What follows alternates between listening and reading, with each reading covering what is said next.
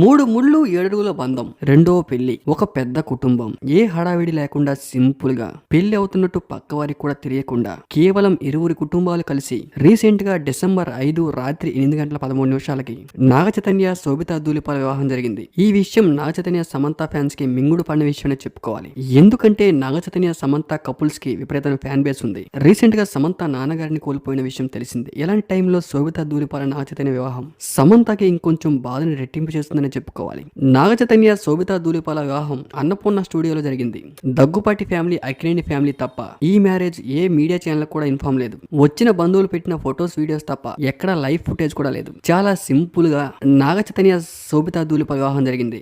శోభితా ధూళిపాలకి నాగ చైతన్య తాళి కొడుతున్న వీడియో ఇప్పుడు నెట్టింట్లో వైరల్ గా మారింది. తాళి కట్టే సమయంలో శోభితా ధూళిపాల ఎమోషనల్ అయ్యారు. సమంత నాగ చైతన్య పెళ్లి చాలా గ్రాండ్ గా చేసినా కూడా శోభిత నాగ చైతన్య పెళ్లి మాత్రం చాలా సింపుల్ గా చేశారు. అసలు బంధుమిత్రులు తప్ప ఇంకెవరు కూడా అక్కడికి విచ్చేయలేదు. రీసెంట్ గా ఏఎన్ఆర్ గారి 100th బర్త్డే స్టాచ్యూ ముందు నాగ చైతన్య శోభితా ధూళిపాల బ్లెస్సింగ్స్ తీసుకుని ఈ వివాహాన్ని స్టార్ట్ చేశారు. సమంత నాగ చైతన్య విడిపోయిన 1 year కే శోభితా ధూళిపాల ముంబైలో పరిచయం అయ్యారు. ఆ తర్వాత దాదాపు 2 ఏళ్లు పైగా వీళ్ళ ప్రేమ వ్యవహారం జరిగింది. అప్పుడప్పుడు సోషల్ మీడియాకి వీళ్ళ ఫొటోస్ దొరికినా కూడా కొంతమంది ఫ్రెండ్స్ అనుకున్నారు, మరి కొంతమంది లవర్స్ అనుకున్నారు. కానీ సడన్ గా ఒక రోజు Naga Chaitanya Sobhita Dhulipala engagement date fix అయింది. దీంతో ఒక్కసారిగా సమంత నాగ చైతన్య ఫ్యాన్స్ ఒక్కసారిగా షాక్ అయ్యారు. రీసెంట్ గా నాగ చైతన్య శోభిత మ్యారేజ్ లో అఖిల్ కూడా అంత యాక్టివ్ గా లేరు. ఎందుకంటే విడిపోయినా కూడా అఖిల్ మాత్రం సమంతకి చాలా బెస్ట్ ఫ్రెండ్. రీసెంట్ గా సమంత బర్త్డేకి విషెస్ కూడా చేశారు అఖిల్.